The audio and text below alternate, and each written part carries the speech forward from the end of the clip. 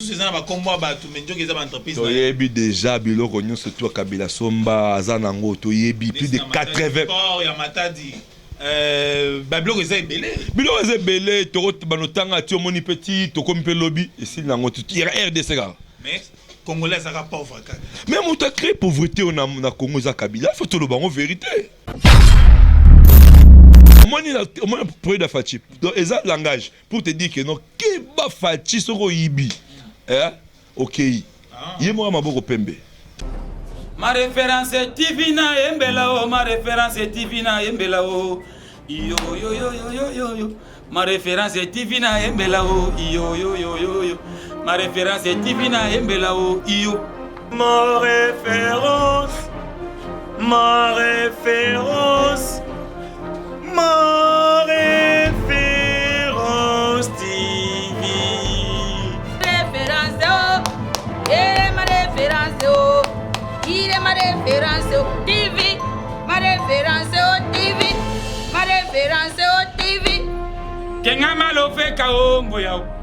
Kenga malo fe kao ngali yanzana tambola samteda we. Mbeti di tapeli poto. Ma référence TV, ma référence TV, ma référence TV. Bana mere, bangwasi babangi na munu, bandeko na ngai bankana. S'abonner massivement wapi. Bokota na YouTube wana obeta kaka ma référence TV. Tala zwali sapi na oyo kaka lisapi oyo mosusu te. Esika omoni bakomi s'abonner lisapi oyo kaka dobika dobika dobika bongo yo komi mbala moko abonné. Esili bongo te tala ngonga wana ya mokelekete. Ezali na mopanzi ya loboko na yo ya mobali. Kaka lisapi oyo dobika na ngonga wana. Dobika dobika dobika yango elakisi nini? Notification ya gag ya émission ya télé-réalité ya ba filme ekobanda koyela yo lokola litabisi. Ma référence TV, chaîne ya kitoko, ba théâtre ya kitoko, ba film ya kitoko, ba émission ya kitoko, ba télé-réalité ya kitoko. Ma référence TV, référence à ba mokili nyonso sika ba kutala ba théâtre. Ma référence TV, référence à ba gang. Ma référence TV,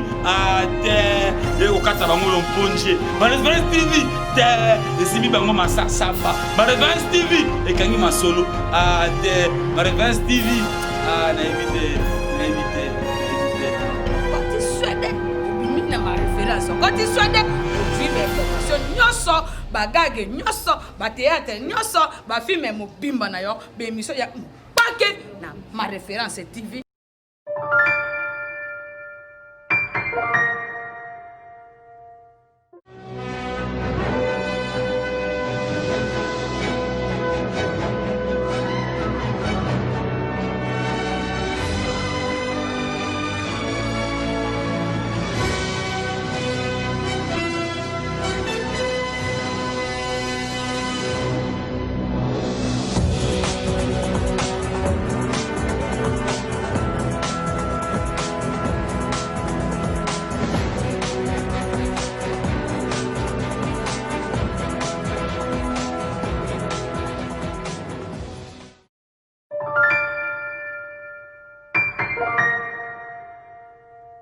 Bonjour messieurs, les dames, bonjour à vous tous qui nous suivez partout dans le monde. Je sais que vous êtes nombreux à Paris, Belgique, France, na ba ville sur bongami bien en France, na à Belgique, na ba États-Unis d'Amérique, na Canada, na Argentine, bongo na bino sur bozalaka branché connecté na 4 République démocratique du Congo. Je sais que vous êtes nombreux liboso ya TV na bino po botala chaîne oyo sala bino ba pesa bino ba information oyo tchaka bino ba elengi chaîne ngo kombo ma référence TV eza référence ya ba information oignon sur les Katia République démocratique du Congo. Je sais que boye bozawana pona biso biso pe tozawana pona bino to pesi bino na ba félicitations pour bo soutenir biso bo s'abonner boya ebele et pas na biso na ma référence TV et c'est politique tozo beta c'était na politique pour ceux qui politique etamboli bien te na kati ya mboka nayebi ke place ozali omega ofanda ta na bar bien te pour bien ntango ekomata yo za moto ya liboso akomarche yango il faut s'occuper na politique, il faut s'abonner na ma référence TV po yango nde makambo yango nde actualité yango omoni biso en direct lelo toyambi mwana mboka Pasteur Serge tosala na ye point ya début de la semaine par rapport ya ndenge pe inspecteur oyo aza nommé na makambo etali inspection ya finance kuna na ministère ya finance akosala musala ekosepelisa bakongolais nyonso tokolobela bongo pe likambo etali ndenge bandeko na biso bagera pendant 18 ans eza kaka na actualité ndenge pe bazolandela bango ndenge bazongisa pe misolo ndenge gouverneur banque centrale akomisa banque centrale lokola esika moko a COP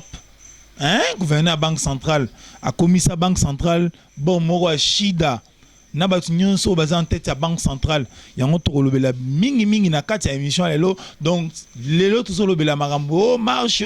lelo tobela makambo ya misolo po mboka soki ezotambola bien te po misolo eza ndete njoke misolo boye eza te mais ezalaka nango na sese ekendaka na bapoche ya bato wana bakotonga mapango bakosomba mapango bakotonga baimmeuble neti gouverneur ya banque centrale tolobi na ndenge mabe te ya deo grâce ya somba kitambo mobimba ye na mwasi na ye soki tokalikile mbongo bafutaka bango mbongo basomba basombi lingwala mobimba basomba kitambo bandala kutukoloba te ancien ministre ya finance donc tokodiscuter makambo lelo ka ya misolo na kati ya miso po ekomopesa biso kanda po totala ndenge avenir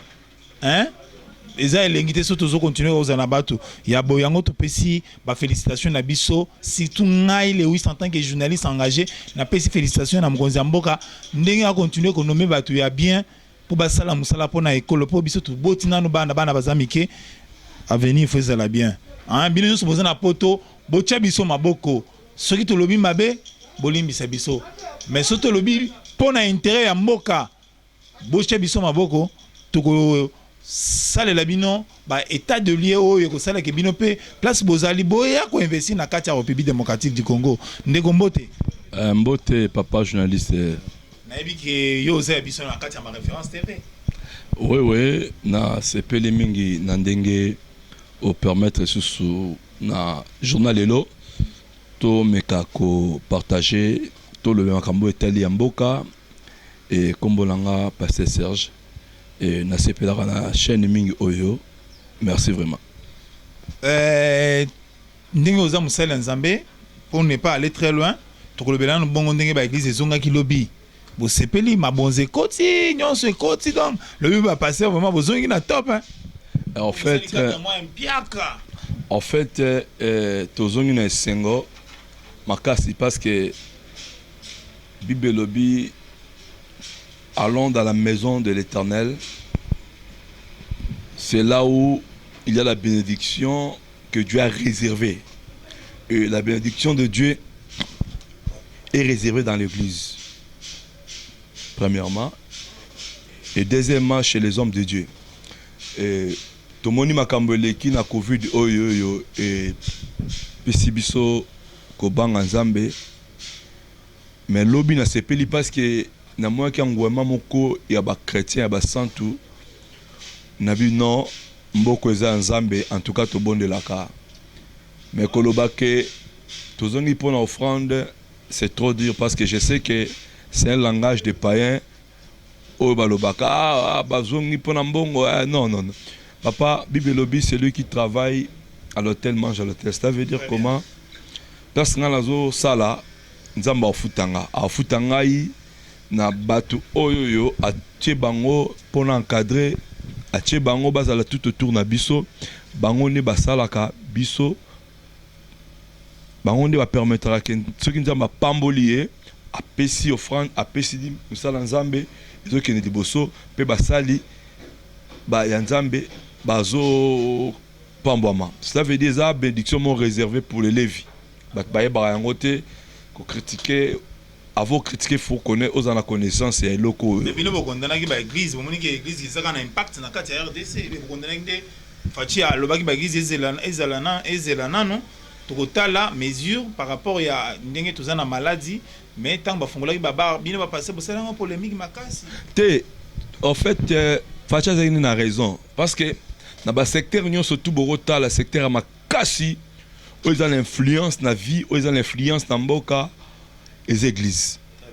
ceux qui le donnent beaucoup ils ont la kimio bolobaka c'est l'église batbaye ba ngote Azan a raison il fallait battre les paramètres wana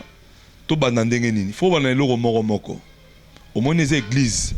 les écoles place bana ba okende ils ont un secteur mo faut besoin mesure moko bien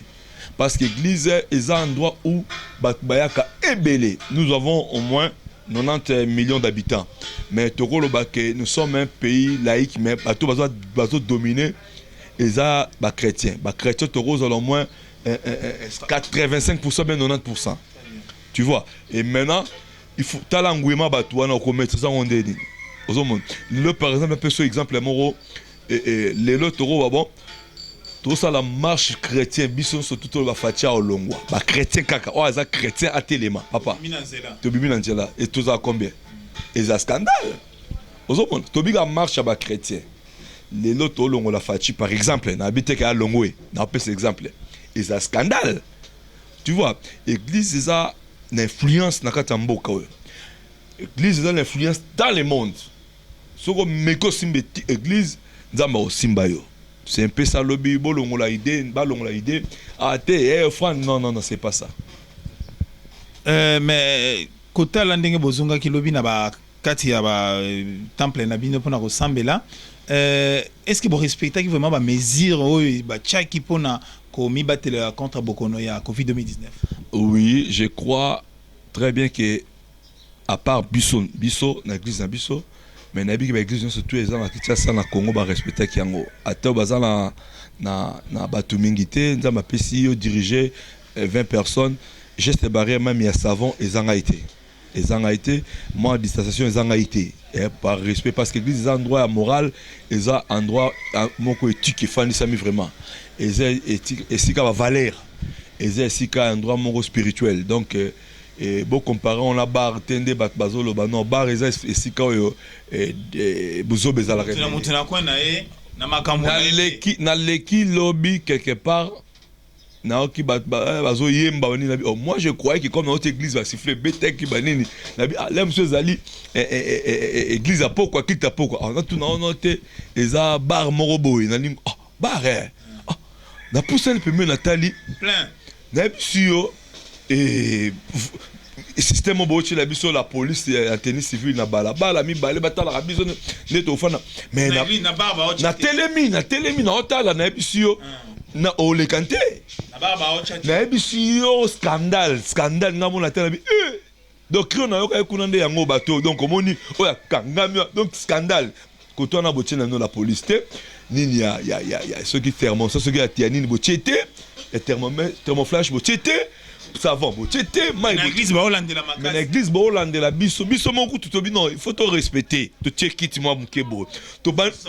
bani même ko pousse à kilte ya deux kilte comme ça 4 kilte kapoto za raga ba trois ama musika mais bar boko tsate bona bar oyo ils a combien de personnes o te zalara ba pakota 200 le bo nokota ndambu bo banana 10 boko ta boy rien ba kangami na ebisiyo scandale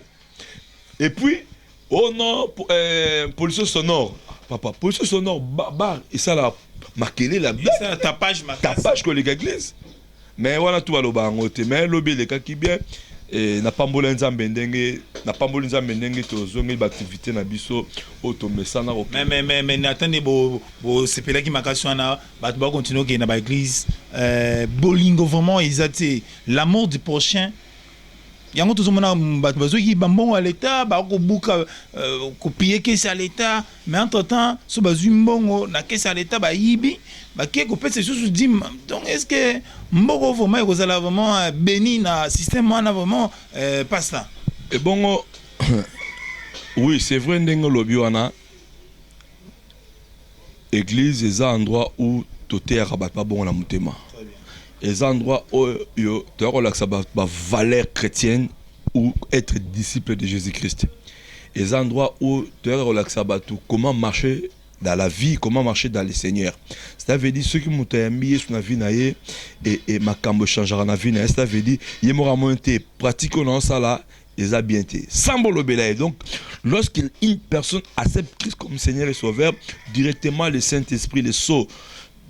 d'esprit et nzamba beta on la carte conscience na ye pour rappeler la cahier ah eloko na salate na salate même oya mibi ozo le kana mboka papa ezaba to ba te on ezaba valeur te parce que obi to bossa na temps to ah il est intelligent ou intellectuel. Un homme intellectuel c'est un homme de valeur, c'est un homme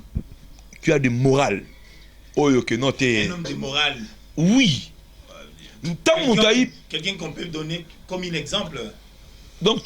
pas comme un exemple. Toro lo bakeno ateye atangi.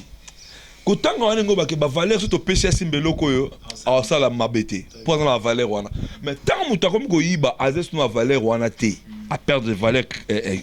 chrétienne, à perdre de valeur il y a être dirigeant. Il y a mboka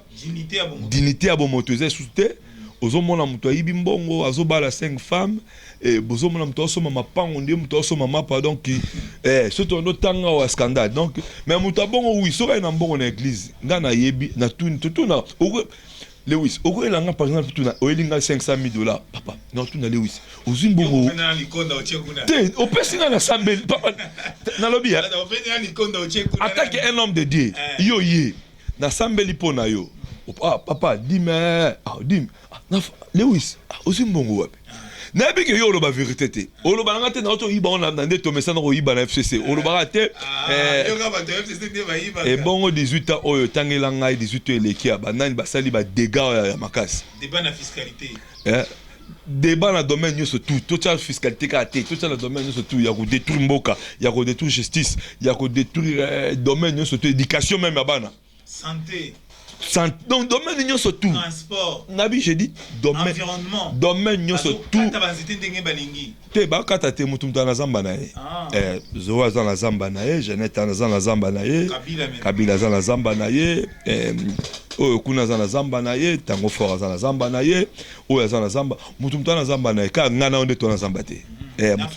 na fachi boyi talaka koti sika et puis aza mwana moko ye atira ne ba ko pembe facha ibitala but facha quinoa facha quinoa boko ntsate ke non ndenga na fanda wana bote a quinoa omoni quinoa eza ba quinoa et qui ne parle za ba quinoa ozomona facha quinoa bo ça les règles aza na double brassard en même temps mon la poto ayi makambe bola nete na fa ayi makambe belé bon ça ba règle na bino tende bolo barano te omoni toiba te oh non, papa, il y a un déjà ando kanga malé. Mais ndeko ba nommé na inspection générale des finances. Toko mona ko sala msala vraiment msala ba congolais ba sepeli na moi. Gilles n'a pas son bot inspecteur. Au moni moto, faut botter les sécurité makasi. Ah bon? Botter les sécurité parce que au moni bata FCC tema miyibi mitema mabe ba onka so ba yo ko lobi moi ba tout moment ba linga vérité.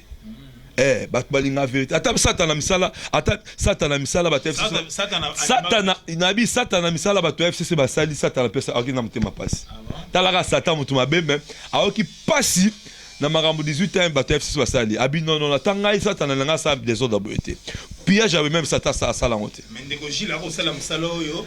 ndeko Gilles a sali musala mo makasi o ba congolais ba sepe nango bongo alete ko bunga se ko bunga papa nana aucun moi inspection générale à finance inspection quoi inspection générale des finances ya banda kala mais ça n'a impact pour au fond d'ailleurs pas au Gilles atoke kuna papa kende na no pema ya mela mama ikende tika makambo pour on a droit le battre pour o ana mutakabila o yo mutakabila donc bachoka poste na pas futa rombo mais na minute o sala musala grave akangi batebele ah bon mi yibe belé ya entreprise publique akangi bango belé et belé na personnel du ça déjà bakanga d'ailleurs type mon pona qui est rapide bakanga directeur mon robot de Gérard DGDA bakanga qui est avec obi combien bakuti abungsa aibi abungsi te pour abungsa ayibi ayibaki $1,100,000 oh batuni ono te Uruguay za motu abandaki ko mais oui c'est déjà mais Uruguay batuni Uruguay za kufa okutaka na cimetière yone na butu bokabola mbongo o te omoni balandeli bo abakangi beti mwa mbata moke na service ane ateki batu mususu o te kingana zaki bake okanga batu mususu na DGDA kuna bakangi 8 4 bake na bango 4 wana bino tozwa mikanda ba document to kende tambo no sambisa biso comme ça ba mona ba preuve papa ba kota na bureau comment un système pièce par pièce tala comment comme papa nyoso ato violer moi na pièce par pièce ato violer donc mi connais moi pièce par pièce ato violer moi na batu pièce par pièce bon la 100 pièces na violer qui na mikanda ato pièce par pièce donc ba yora ba juste comme pièce par pièce na pièce pas mais ma papa ba directeur on a banda ba kota misala banda ndenge basisaka université na bango tant bazoya musala ba vida musala ta pardon ba sisa ba université na bango ba 20 ans 30 ans amatawe wate mais jour on a tiki ba range na bureau bazu ba wewa tina on lobano awa place baza bango 4 points tout la mouche ça place baza to éviter so ba mataki wewa ni po wewa ezara ba mati wewa bango tout 4 ba bimi na porte asima ba bima sa un scandale ba ko kanga biso facha bani mabe awa facha ko kanga banga ba benga yemei banga benga pena yemei batali kembali kamba yemei ba tususu ba komi ba chômeur eli kamba yemei et bon soki buzo bana yo omoni te omoni akwa comme chômeur wana moi c'est na betaki mbata ba éviter oui na zo vérité ah bon papa bino bosakanaka moi c'est biki ato lia to vivre mais bango balinga ba benga yemei po yemei asala nini yemei nene na yango lisusu ebongo yemei na tanga benga ki yemei kati club de Kabila yemei te yemei ba directeur na balinga ba benga ye ba binga benga ba mo atali te yemei mo eza un problème na mboko comprendre to benga yemei te to kima donc wewa zo wewa mbala moko donc osomona wewa okay papa tokei tokenan combien te montant to loba parce que ce wewa memio tokei montant to loba autala muta barange jamais alors même au vieux $100 petit tokei donc ba tout 4 ba koti tout la mouche zaza na minute passe pas en tout cas na éviter ce ba batami na ba wapi na éviter ce ba fa na ba hôtel ba donc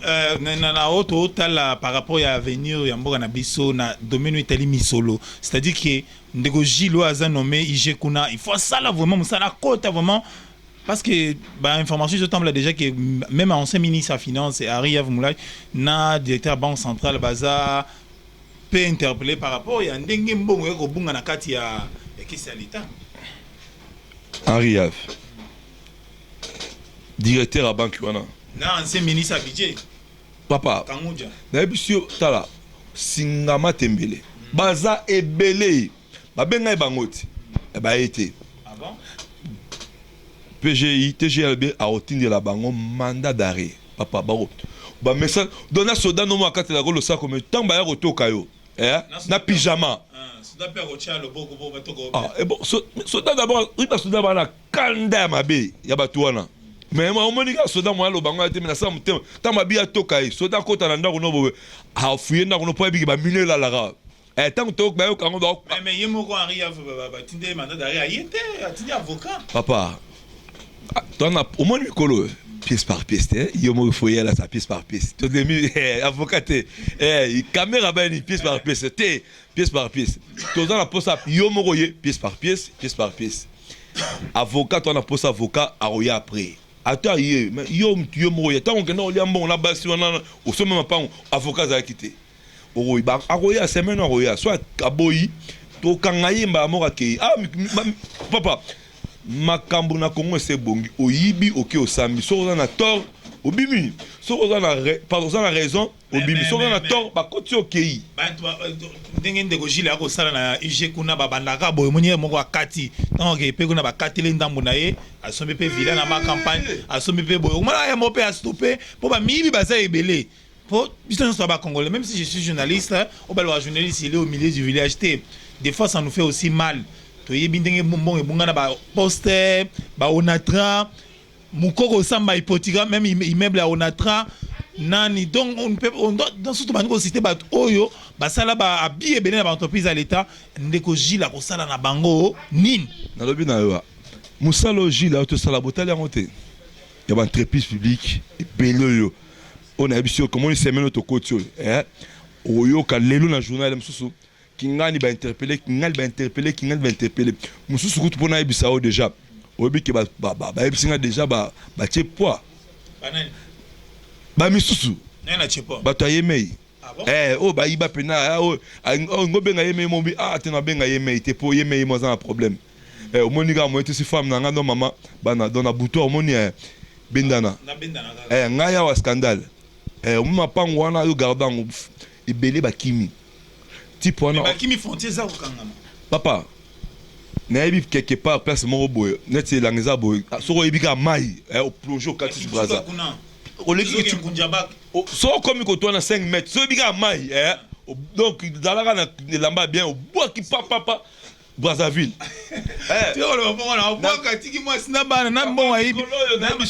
nayebisi yo mikolo oyo kima yo moko tika nano bana na mwasi bazala nano parce que oya kufa liwa lumumba azongelaki mwasi na bana balobi eza sujet na biso leto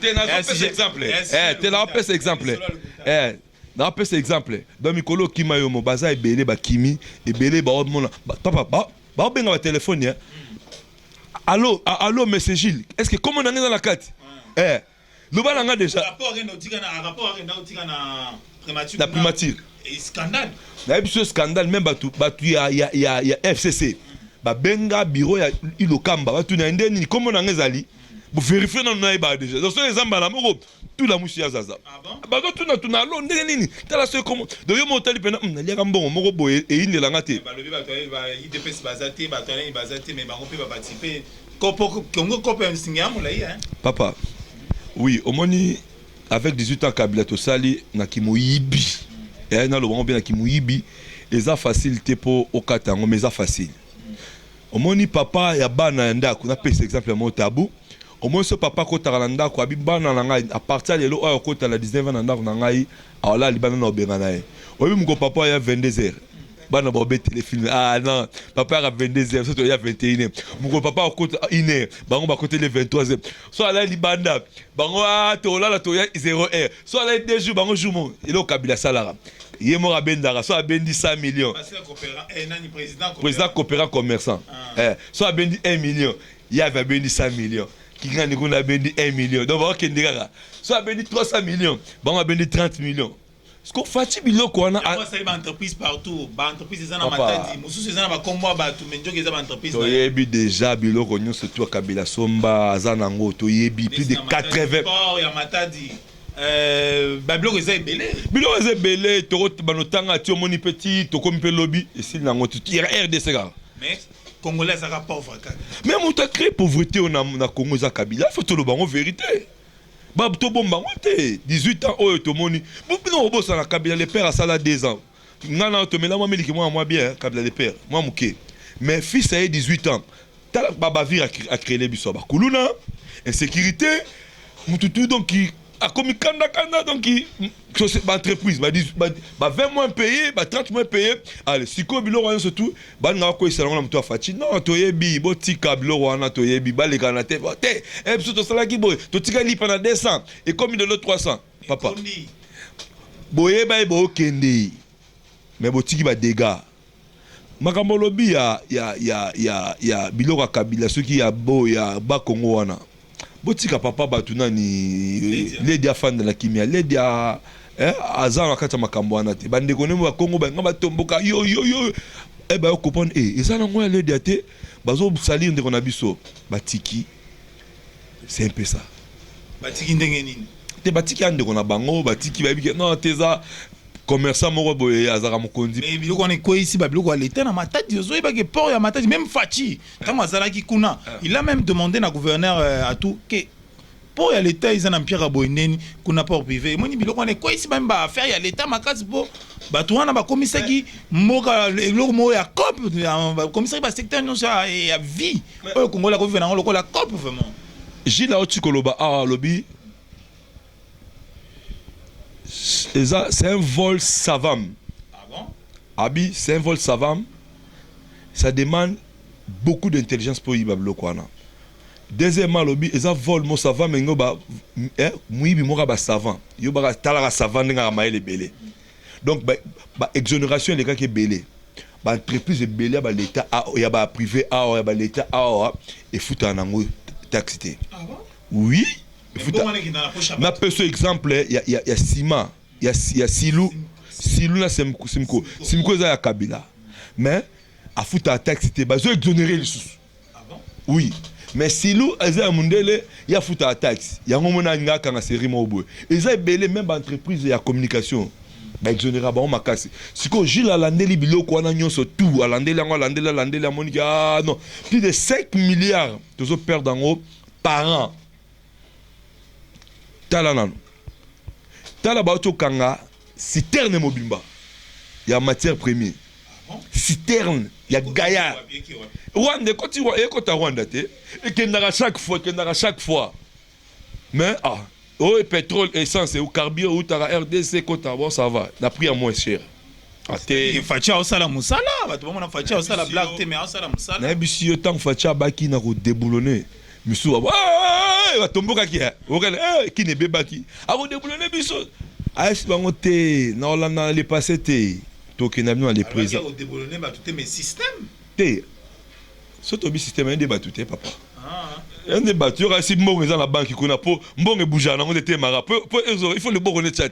il faut to katane le bon qui mouibi bana ou bien quand ta prison système dans le baraza non papa comment ni Congo ne to le bara oh Congo za mabete batunde mama be mité mama be ba au moins tant to mi bi ni tanga ba déboulonner na test mi bi na mentalité batu yo mo peno fando bitin so na ibe loko yo facha okanga ngai donc pour te dire est-ce que facha na batu est-ce que facha na cacho juste yo kana sana facha okanga ngai c'est un langage parce que dans ton petit exemple mongo tabo na bi c'est papa ko taranda ku 22h abina abomoni ndako à partir de loi ko ta 18h na ndako na ngai ala libanda c'est papa et 15h afin na porte le pont obige mona bina 16h papa za akota Kabila zaki gara ya mboka eleki muta gara ya mboka oyo c'est Félix tant tolo ba que non ba okango ça veut dire eza période na eza époque na ayo ça la justice et élément ezala solide ayo ça la administration ezala solide tant ba loba ayo mo ta omitango iba ota justice ota fati bon tant ba okango fati muta okango te ota justice ota la fati yo ce que ta la fati ti pona za maramo boye même ba jete na ba bureau na entreprise publique bazo kengela moi lismo libanda bi na bishi yoko au moins tant que fati za pouvoir tant afande calme wana bia to liaye iyo maman boy njoka kinwa pena meki le wele ndia kinwa pena meki le wele ta la bango oyibi facha ta no le kiboy ya yetamina ba oyiba na ya bon sa justice bon ça on met en prison mikolo prison comme bien so oyibi to tio kuna na moni fungale total le wi sa yiba nini viola qui yo pe susu mais so yiba mbonga l'état il y a viol oh papa madame vous violer na biso na moment na pasteur limbisanga c'est l'expression mais madame violer na moment donc so yibi mbongo à l'état ba kana tozala ngo papa Hollande caméra 30 ans caméra pour 20 ans et bon 20 ans nous t'as 20 ans dans domaine boy 5 ans travaux forcés des abo calculé et l'équipe 20 ans tout so yibi mbongo ko yibate madame violer so violer moniteur pièce par pièce toi en forme sous ta ibaité pardon à violité wana ozongo j'ai passé muko na bimanaye bino passé wana passé muko na bimanaye donc wana to ba bimanaye pour yibité au dévier au moni na passé exemple madame au moni pour de fati donc exact langage pour te dire que non qui ba fati soko yibi OK yemo maboko pembe très bien téléspectateurs Hollande d'abord comprendre ndé quoi pour expliquer soki toroyo oyibi mbongo ya l'état ou détourner mbongo ya l'état place na yo za na makala na nginga place na yo ezo susu na ba aventure te po congolais a souffrir mingi mbongo ya Congo et comment mbongo ba privé mbongo ba sombaka ba villa ba sombaka ba mapango biso ba peuple congolais te souffra donc tout to senga na président Fachi vraiment biso surtout biso ba panzi sango to kufaka na mikoboye entre temps ba moi individu moko boye bango nde bamikomisa bakolo Congo bayibaka mbongo ya l'état mutu nyonso tolo baza na dossier oyo lokola ndeko na biso ndeko na biso po lelo tolobela mingi makambo mbongo pasteur hein lelo tolobela mingi ndeko oyo azaka premier ministre Matata Mponyo hein to sengi justice esala musala balandela epe na ba projet nyonso ye azaka nango en tant que premier ministre esimba te bambongo ebima ba fibre optique ba bukangalozo ba avion ba somba ba kendo sumula biso biloko soki wapi ba biloko mo epola kote kende to yeba te donc tolingi balandela ye tolingi balandela bato ebele ndeko Gilles hein place ozali vraiment IG tozo peso mama makasi biso ba peuple congolais to sima na yo ngai na journaliste bote lo na mbolo ba jeunesse aza au milieu du village biso na YouTube to abongwana te biso na YouTube to zawana pona kolobela peuple pour peuple a souffrir makasi na biso na kosa te journaliste alobaka bosolo omoni procès pardon makambo ya Bukangalonzo papa bato bayiba mbango nayebisi yo nalandi Matata Mponyo yoka Matata Mponyo lelo eza sujet na ye tokolokela jour le tokolokela jour vraiment tosala émission spéciale Matata Mponyo tozanga na numéro na ye na kobenga en direct ya émission a expliquer biso comment il a géré le pays po tala motu bato bazoyiba ke kotonga université na université ya l'état akomisango ya donc ye tokolobela ye lelo eza sujet te lelo tozala sujet ya ndeko Gilles ya musala osala donc ba congolais ba sepeli nango ba congolais ba trouver ngo il est en train de faire le bien pour sa nation. Je ne sais pas ce qui n'a lobby mabé. Te lobby mabé te parce que moni étape Congo touti nango touti na souffrance. Kotika bato FCC ba diriger mboka pendant des années ngeza la ikatombe. Ah bon? Ouais, je te dis la vérité. Te so ba c'est la Kabila tête 2 mois. Ce que c'est mon 2 mois ça a dire ainga te Kabila surtout. Ah. Kabila comment il prate Kabila surtout à Kangabison surtout. Je vous dis la vérité. Ba comprendre. Tout le monde bato FCC ba le TV. De ba rapport démocratie bon. Ba tout le monde soit ba bengo na émission le katé. Ko le katé. Nous sommes mon arroso le kapena au moins ah, c'est un homme intellectuel. C'est un homme très intelligent, mais Mamazo Loba ou Anama, non, oh non, Félix, il y a 18 ans. Et bon, Amoni Batambo tout est. Tel type, on a mais le type, il est faux. Donc, mon bâton, papa, est-ce que pendant mon bout, 21, mon bout, Koufa, Koutou, Baton, n'habitez. Papa Kengo, n'a pas mon bout, tout le monde a Papa Kengo. Papa Kengo va pas en sérieux, à peine à épée. Mais mon bout, tu n'es pas au Kanga, toi, Ibambongo. Bata 18 ans baye awa tala reine na bango kulune koti ko boma batu ko kanga batu komba kabilo omoni lelo se facha sa mabe na ya ana so fachi osali mabe na le kapena na TV na ba fachi osali mabe fachi po mona fandi mutu to check wana biso to voter ke to check fachi wana to na droit lobela ye no osa mabe na se omoni la Côte d'Ivoire mais ouais tout naïba journaliste mais ba ministère na biso ata mon côté à lobela Kabila boya kabiso baba tout ba embela ba embela ya ba ministère biso baba to nzala yo ba kati nzala te omoni nzala eza bien moibi ministère biso bango nyonso na lobby je suis clair avec les musiciens pour na rendola ba musiciens biso nyonso baba to mitema mabena ba utapela puis ba utapa famille pauvre nzala te papa bazaka ba modèle te moral ezate omoni quand même il a fait quand même moral ezate ezanzala te ezaki moibi omoni soki mutu amesana oyiba ata comme milliardaire papa oyiba ta lutu ya or mais oui quand même il a montré quoi mais ouais à l'obélier clairement à lui mais c'est le président très bien. Nous avons milité pour ce pays. Toi, tu es là, autrefois, tu critiquais les présidents qui, au Zimbabwe, avaient critiqué. Mais comment troisième mandat. Soko making, bien. Soko making, n'a pas cherché na yo. Kabila Benab et Kofi Fandi Pebo, Jiba Fandi Bowe Rabi. Papa. Ba Kofi, ba Jibe, ba Wera, ba Zabatu ya Matolo, ba Zuvi na Matolo. Ba Koko Sale, le roi Bomana te. Ce ne sont pas des modèles ces gens-là. Au Fandi Pebo Lobeli Kabila. De temps aussi sur le Bawana, au moins c'est la Kabila. Tant aussi sur le Bawana. De yo mo aussi mama bana, na Keboe, yo Keneboe. Pour et si la te ba sur c'est mon courage Azala qui te. Azate mon côté. Mais pas Big Clinton a zora courage wana. Abani. Big Clinton quand même a zora courage wana to mona déjà nan des grands fans biso azana poto o azana wenge comme na ina ni bazaka na wenge babanda wenge okoloba na poto mutana te azalaki awa azalaki na vie banda oyembela vie chichi un certain temps alepela te j'oublie son nom nani azalaka na wenge bao bayebi mais quand même azwa courage mais ba musicien na biso c'est pas même le sujet. Bon, c'est pas même le sujet. Moi, tout comme on na suka par rapport à makamyo sobi mon na suka ezanini. Mon angeza ya suka fachi sala musala na yo. Très bien. Peuple azozela résultat bien pour na 2023, so sali bien.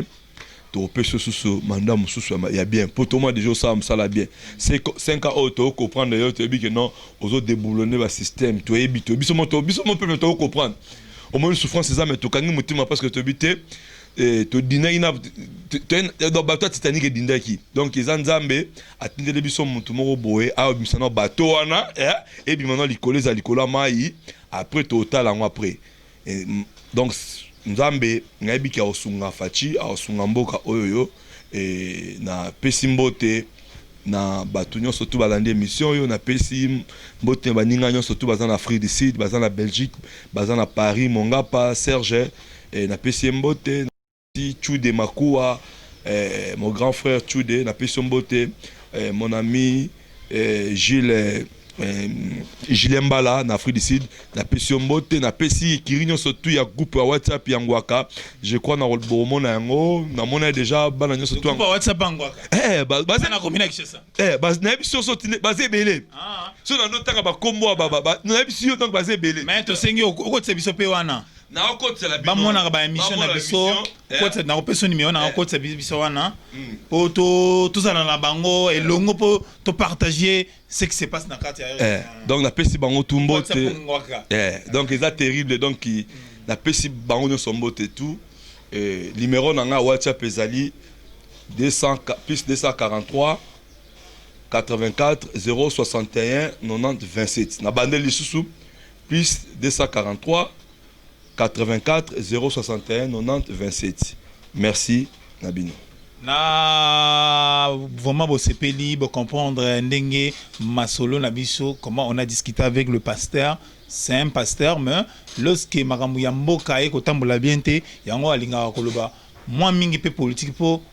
ndenge na lobaki na ebandela soki politique etambola bien te même lité même até yo bandi ba passer ba côté biso na église et kota malam te poto boucler émission na biso po ils style auto enango na ma référence TV to kolobela moi quelques point d'actualité aux ezoleka na kati ya mboka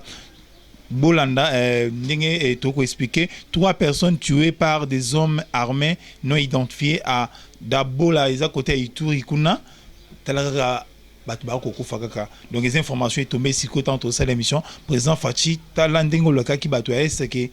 ocha état major na yo kuna batu ba continuer kokufa une vive tension observée à Bénin après l'IWA y a 2 civils par un militaire FARDC. Donc, c'est une affaire spoliation des terrains à Kingabwa. Fachi Tala Batunyon Sobazoua qui bat terrain à l'état Bazongisa. Makamba Covid, coronavirus, donc, n'engagez que vous voulez. Nalikamba Lambert Mende, au cœur d'un grand scandale audio. Kabila réclame donc Lambert Mende a salé audio moko boye sala scandale donc ba benga coup d'état manqué donc ce qui vous allez qui belé liboso ya ma référence TV en train de nous suivre nous vous disons merci et tous à la kakawana branché connecté na ma référence TV chez Nabino Kitoko chez na makambo chez actualité chez nous sala qui ce que vous na posa ya kolanda l'actualité à RDC, Zala toujours branché dans ma référence TV, tu ne seras jamais déçu. Ngai na bino soki nzambe azongite, toko zala kaka pona kopesa bino basango. Ciao, tokutani malamsusu. Merci. Ma référence est Tivina Embelao, ma référence est Tivina Embelao. Yo yo yo yo yo yo yo. Ma référence est Tivina Embelao. Yo yo yo yo yo. Ma référence est Tivina Embelao. Yo. Ma référence, ma référence, ma référence TV. Référence oh, il est ma référence oh, il est ma référence oh TV, ma référence oh TV, ma référence oh TV. kenga malofe kaongo yao kenga malofe kaongali yanzana tambola samtadeda ouais mbeti ditapeli poto ma référence TV bana mere bangwasi babangi na munu bandeko na ngai bankana s'abonner massivement wapi bokota na YouTube wana obeta kaka ma référence TV tala zwa lisapi na yo oyo kaka lisapi oyo mosusu te esika omoni bakomi s'abonner lisapi oyo kaka dobika bongo yo komi mbala moko abone esili bongo te tala ngonga wana ya mokeleke te ezali na mopanzi ya loboko na yo ya mobali kaka lisapi oyo dobika na ngonga wana